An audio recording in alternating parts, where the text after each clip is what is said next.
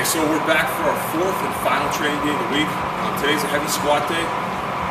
It's also deadlift accessory and grip work today. So I've yet to warm up in the squat. I've rolled the lower body so far with PVC pipe. I've done some mobility work for hips, knees, ankles. I've also done some activation work for the glutes and core, and I did my actual core work today.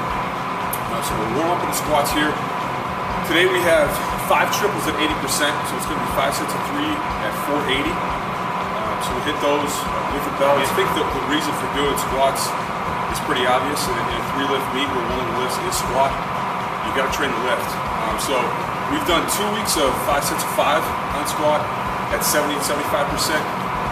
Now we'll go down to 5x3 at 80%. I think we have 4 squat sessions left before the meet, so we'll be hitting mostly heavy doubles and singles, and then we'll hit some clusters as well in the following weeks. A cluster is just 1 rep, 15 to 20 seconds off, then hit another rep. So it really gets you into those higher intensity ranges, but it also gives you the benefit of having to set up, walk that squat out, set up, wait for the down command, squat it, wait for the rack command.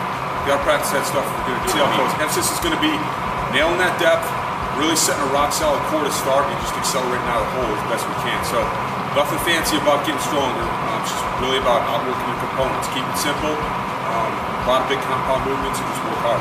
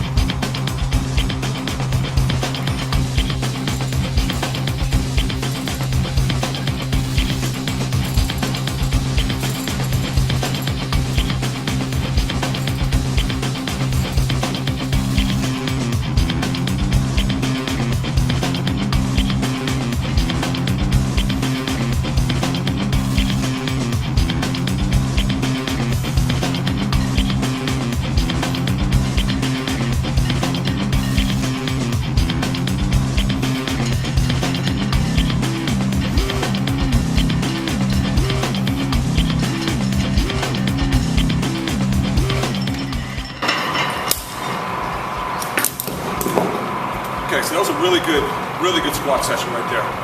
Good speed out of the hole, good depth, all that stuff. I have decided to forego the deadlift to knees just because we're gonna go a little heavier next week on deadlift off the floor. But we are gonna do a posterior chain assistance, one of my favorite ones.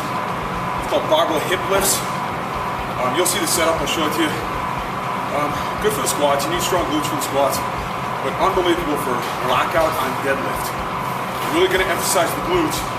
When you get above the knee, you got to squeeze those glutes to finish that lockout of the deadlift. This movement is awesome. It's probably the best.